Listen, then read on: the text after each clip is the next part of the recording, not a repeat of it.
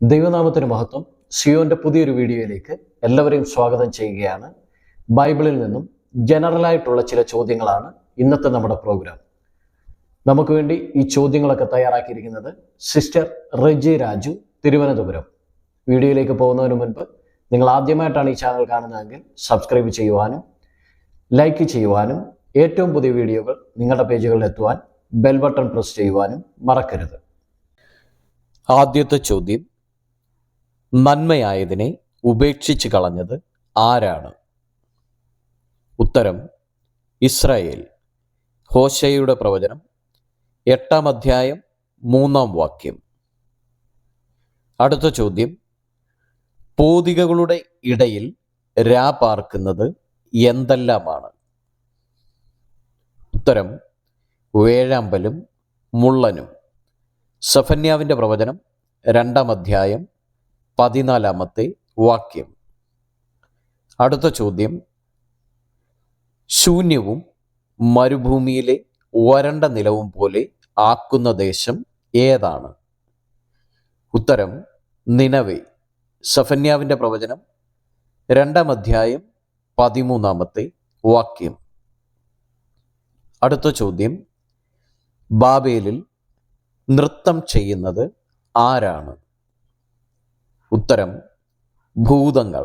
യെശയ്യാവിൻ്റെ പ്രവചനം 13-ാം അധ്യായം 21-ാമത്തെ വാക്യം. അടുത്ത ചോദ്യം: പ്രാർത്ഥിച്ച് ആകാശത്ത് നിന്നും തീ ഇറക്കിയ രാജാവ് ആരാണ്? ഉത്തരം: ശലോമോൻ. 2 ദിനവൃത്താന്തം 7-ാം അധ്യായം 1-ാം വാക്യം. അടുത്ത ചോദ്യം: സഖി എന്ന് വിളിക്കുന്നത് എന്തിനെയാണ്? ഉത്തരം: വിവേകത്തിനെ. സദൃശ്യവാക്യം 7-ാം അധ്യായം 4-ാം വാക്യം. അടുത്ത ചോദ്യം: വയലിൽ ഒളിച്ച രാജാവ് ആരാണ്? ഉത്തരം: ദാവീദ്. 1 ശമൂവേൽ 20-ാം അധ്യായം 4-ാം വാക്യം. അടുത്ത ചോദ്യം: ഭക്തന്റെ പക്കൽ ഇരിക്കുന്നത് എന്തെല്ലാമാണ്? ഉത്തരം: ഊറീമും തുമ്മീമും. ആവർത്തന പുസ്തകം 33-ാം അധ്യായം 8-ാം വാക്യം. അടുത്ത ചോദ്യം: താഴ്വരയിലെ കട്ട മധുരമായിരിക്കുന്നത് ആർക്കാണ്? ഉത്തരം: ദുഷ്ടന്മാർക്ക്.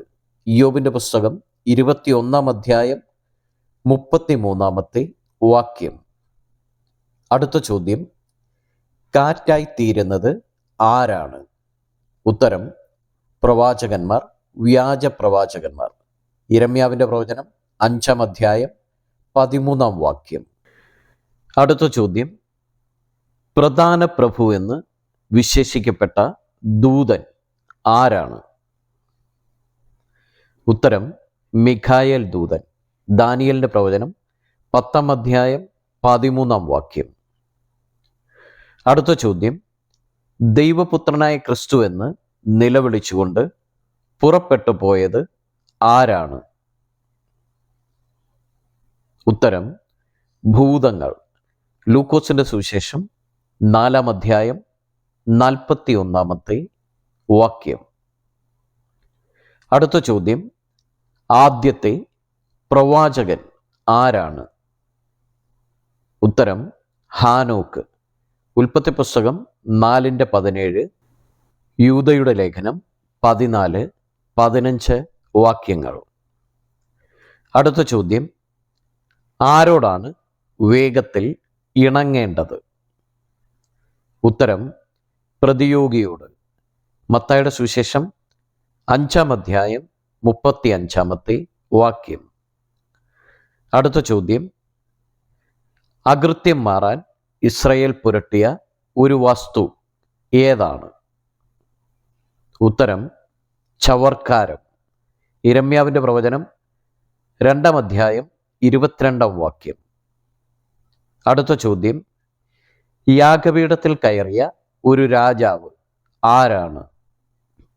ഉത്തരം: ആഹാസ്. 2 രാജാക്കന്മാർ 16-ാം അധ്യായം 11-12 വാക്യങ്ങൾ. അടുത്ത ചോദ്യം: താമ്രപീഠത്തിൽ കയറി നിന്ന രാജാവ് ആരാണ്? ഉത്തരം ശലോമോൻ. 2 ദിനവൃത്താന്തം 6-ാം അധ്യായം 13-ാമത്തെ വാക്യം. അടുത്ത ചോദ്യം, പിതാവേ എന്ന് ഒരു രാജാവിനെ വിളിച്ച മറ്റൊരു രാജാവ് ആരാണ്? ഉത്തരം ദാവീദ് ശൗലിനെ. 1 ശമൂവേൽ 24-ാം അധ്യായം 11-ാമത്തെ വാക്യം. അടുത്ത ചോദ്യം, ഒരുപോലെ ആരംഭിക്കുന്ന 2 പ്രവചന പുസ്തകങ്ങൾ ഏതൊക്കെയാണ്? ഉത്തരം ഹഗ്ഗായിയും സെഖര്യാവും. ഹഗ്ഗായി പ്രവചനം 1:1, സെഖര്യാ പ്രവചനം 1:1. അടുത്ത ചോദ്യം, ഒരു ദിവസത്തിൻ്റെ പേരിനോട് സാമ്യമുള്ള ഒരു സസ്യം ഏതാണ്? ഉത്തരം വേഴം. ദിവസം വ്യാഴം. വേഴം ഒരു തരം വലിയ പുല്ല്. യെശയ്യാവിൻ്റെ പ്രവചനം 19-ാം അധ്യായം 6-ാമത്തെ വാക്യം. ഈ ചോദ്യങ്ങളൊക്കെ നിങ്ങൾക്ക് അനുഗ്രഹമായി തീരട്ടെ എന്ന് പ്രാർത്ഥിക്കുന്നു. നിങ്ങൾ ആദ്യമായിട്ടാണ് ഈ ചാനൽ കാണുന്നതെങ്കിൽ സബ്സ്ക്രൈബ് ചെയ്യുവാനും മറ്റ് പ്രിയപ്പെട്ടവരിലേക്ക് ഈ വീഡിയോ ഷെയർ ചെയ്യുവാനും മറക്കരുത്.